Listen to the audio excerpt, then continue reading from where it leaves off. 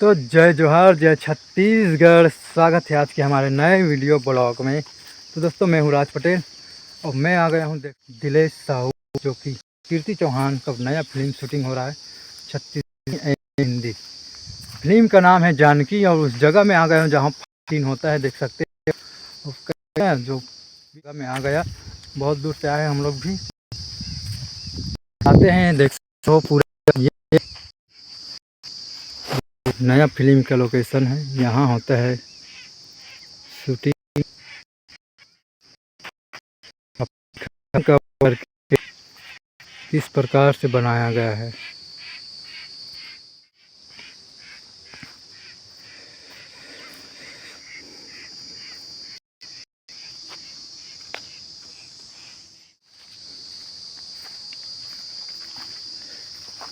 ये हमारे दोस्त हैं, जो कि ड्राइवर भाई है, दोनों आया है इसके साथ।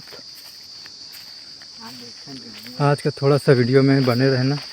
और ये है पूरा जुग्गी में होगा किडनैपिंग हीरोइन का। यहाँ देख सकते हो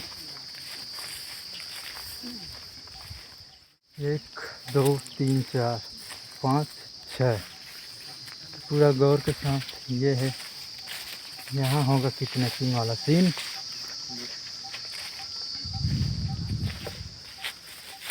कई तबाही बना है, लेकिन देख सकते तो बने रहना हमारे साथ। अभी और दिखाते हैं कुछ कवर करके।